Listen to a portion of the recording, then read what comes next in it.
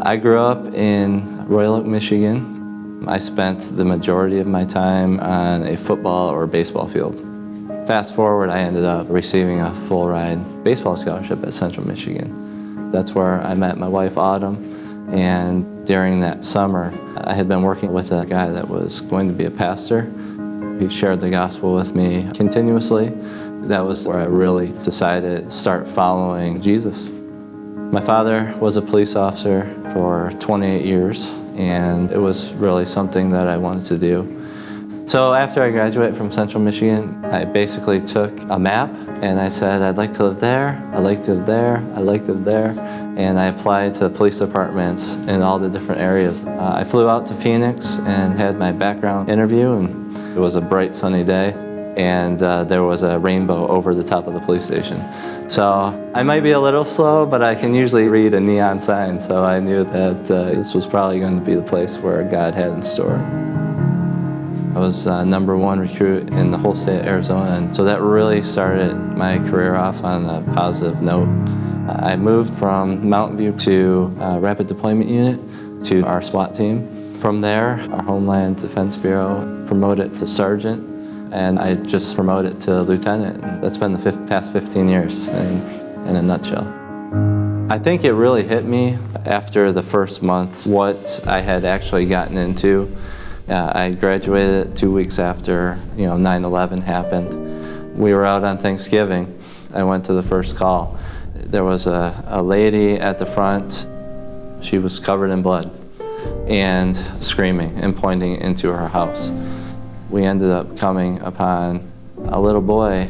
He was 9 years old. His dad had killed him, and then he killed himself. For the rest of my shift, my responsibility was to be with the mom and to provide comfort to her. She needed it that night.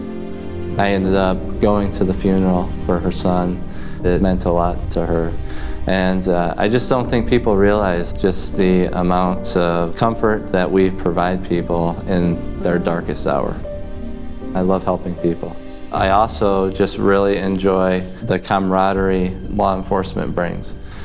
It's become a little bit more difficult, everything that has been happening in our country. My kids are asking tough questions now. Dad, are you going to get shot when you go to work? Do I have complete control over that? No, I don't think so. God's got the day and time that I'm going to go home to him, but I do everything within my power to do this job safely and correctly, to treat people right, because they're somebody's daughter or son. They could be somebody's mother or father.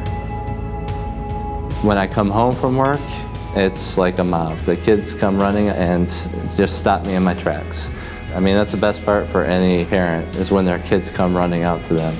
It's obviously not lost on me what an important role I have in their lives, imparting in them that, Jesus loves them, that if something does happen to me at work, we will see each other again because we will be in heaven, together.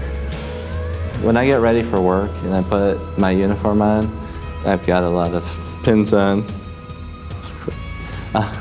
Everything on my uniform that I wear, it means something to me. I think of my dad, the lessons that he taught me, the way to treat people.